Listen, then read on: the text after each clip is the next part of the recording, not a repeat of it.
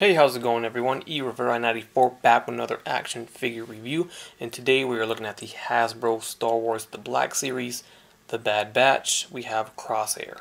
So I just reviewed Hunter from The Bad Batch, and along with this wave we had some other figures.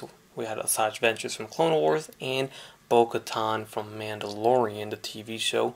Hopefully you guys check those out. If you haven't, make sure you check them out.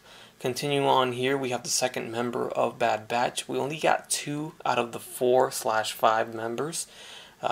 Hopefully we get Tech and Wrecker soon, and eventually we get Echo, which would be the 5th member. But in this wave, we only get Crosshair and Hunter. Here we can see the front of the package displaying the figure. We have the side art mural here that you can combine boxes next to each other. This is number 2 for the Bad Batch series. Number 1 was Hunter, so just like that you can put them side by side and you can see how they connect there. The next one would be connected to Crosshair, of course. On the back side we get a read-up for Crosshair. It says the Bad Batch, technically known as Clone Force 99, is a result of a Kaminoan experiments to create a specialist unit of clone commandos. Crosshair is the team sniper whose sharp vision gives him superior accuracy and as a result an air of superiority. So here we have Crosshairs out of the package, and I could already see it's consistent with Hunter. You know, the paint apps, the detail, the sculpt, the texture on the armor, the head sculpts, everything consistent throughout. They both look great, just as good as Hunter was. Very excited for Tech and Wrecker even more now to get this team built together. They easily could have just released it all at once, but of course they're gonna make us wait. They're gonna release them a little by little, but hopefully we get it by the end of this year.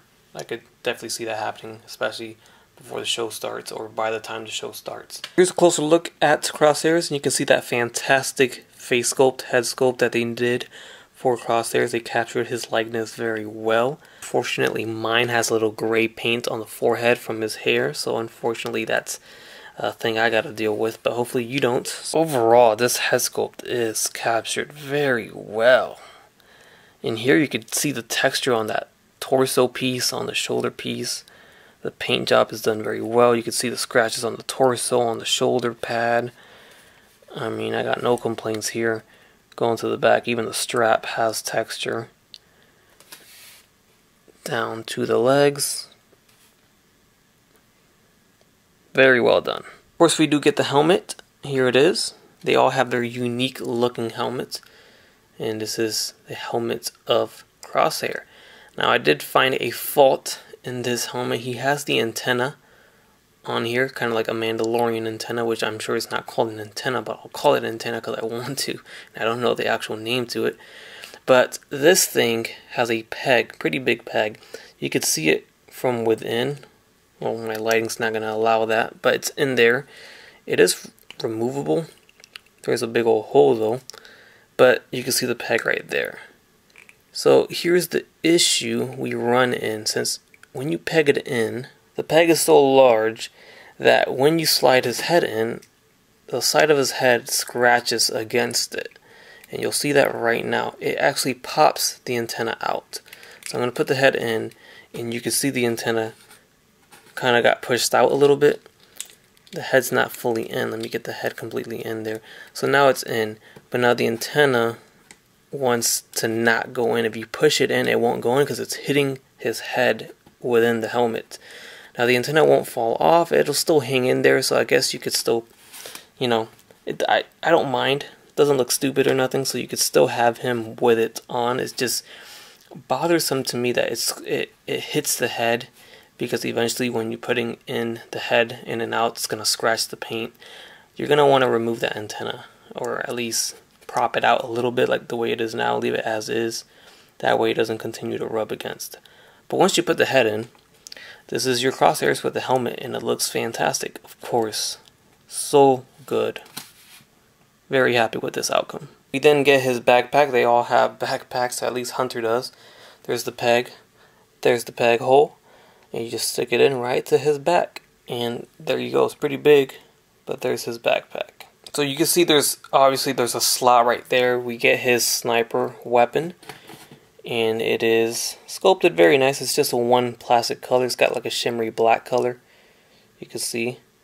And you can of course have him hold the weapon, or you can have it holstered onto his backpack, either this way, or you can do it the other way. Whichever way you prefer, you can do so like that, but you can have it holstered. You don't have to have him hold it.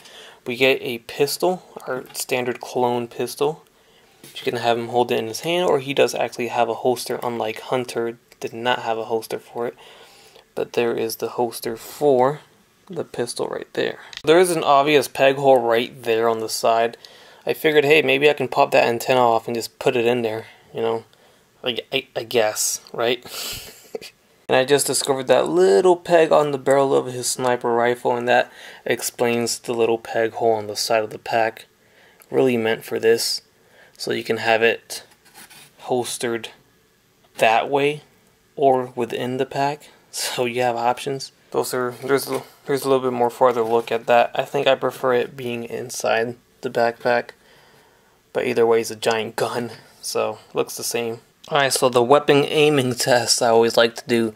It's a little bit more difficult on this figure. This thing has a big stock, gigantic, so kind of gets in the way. I wish it was a little bit shorter, that way I could get it aimed, you know, where he can aim down his sights. He's got a scope right there.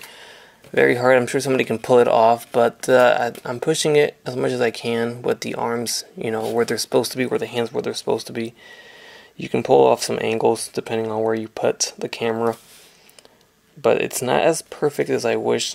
I know it's not always going to be perfect, but lately they've been knocking it out of the ballpark with the stormtroopers, the clone troopers. Hunter did a great job aiming down the sights as well. So this one's just a little bit more difficult because of how big his gun is. He also has a peg hole on his forearm. I'm going to have to rewatch the show because I do not recall what this is for. I don't see this being for any of his weapons, unless it's another spot for his antenna. Probably not, but I don't know what that's for. Definitely it's for something. Let me know down below in the comments if I'm just not remembering what it is, and if you know what it is, let me know. I finally figured out why there's 2 slots for the backpack. Hey, I'm learning as I go. His sniper is so well done that I didn't realize it breaks into 2 pieces. I mean, it looked like it was pretty much one piece, but I was wrong. Anyways, so the barrel gets attached right there, and then the bottom half gets attached right there. So now you have it like that, so you don't have a gigantic gun. You have it split into 2 pieces and holstered like that. So yeah, there you go. That's what that's for. So for the articulation of Crosshairs with the helmet on, he looks up quite a bit. You can see his face underneath a little bit. He looks down up until his helmet hits his chest, left and right. We get good head tilts here, so good range overall with the helmet on. With the helmet off, we have even more range. We've got the head looking up about that high, looking down all the way, left and right, and then head tilts as much as you want right there. Not too bad. So good range overall. The arms, shoulder pads are soft rubbery plastic, just like Hunter. Goes up and down, in and out, all the way up. So good range there. These, they do rotate, so you kind of want to slide them back in place. No bicep swivel. We have a inner shoulder butterfly joint inside, so it's not heavy, but it's in there. It's, you know, still helps, better than nothing. We have a single jointed elbow that bends more than a 90 degree. We have a swivel at that elbow, swivel at the wrist with a side hinge for the right hand, and it looks like we have a regular hinge for the left hand. Diaphragm joint at the torso that swivels left and right. Keep in mind this strap is here, so it doesn't hinder it too much, but it will hinder it at a certain point. Goes back, goes forward, tilts left and right. Arms are going to kick forward as much as this armor piece allows it to, so you'll have to twist it to the side, twist the knee, just like we had to do with our stormtroopers, clone troopers, and Hunter. Swivel at the knee with that single jointed knee. We have an ankle hinge forward and back, and then the rocker at the ankle as well. So there's a look at the 2 members that we have so far from the Bad Batch. We have Hunter and Crosshairs, both without the helmets, side by side, looking great. So you can see Crosshair is standing slightly taller than Hunter, and they both sport different body modes. At least upper torsos are different. I think maybe the legs are the same. And there is a full body shot of the two side by side. One more side by side of Crosshairs and Hunter, but this time with the helmets on. Up next we have Bo-Katan from Mandalorian. She does stand shorter. And then we have Asajj Ventress from Star Wars The Clone Wars. And he's been making an appearance in all of my recent reviews, so I'll throw him in once again. We have Grand Admiral Thrawn. And then here he is next to the Walmart exclusive Star Wars The Clone Wars version of Ahsoka Tano. Alright guys, that's going to conclude my review of the Star Wars The Black Series 6-inch Star Wars The Bad Batch Crosshairs figure. Hopefully you guys enjoyed this review. This figure is just as great as Hunter. Makes me super stoked to get the whole team put together. They're doing an amazing job with the Bad Batch and with Black Series in general. They've been doing so good these past couple years, releasing top-notch looking figures. This one's no different. If you come across it, do not pass up on it, especially if you are a fan of Clone Wars. You would be a fool to pass up on it. Anyways, leave a like, comment down below, let me know your thoughts, subscribe if you haven't done so already, and as always, everyone, have a great day. Bye. That's crispy.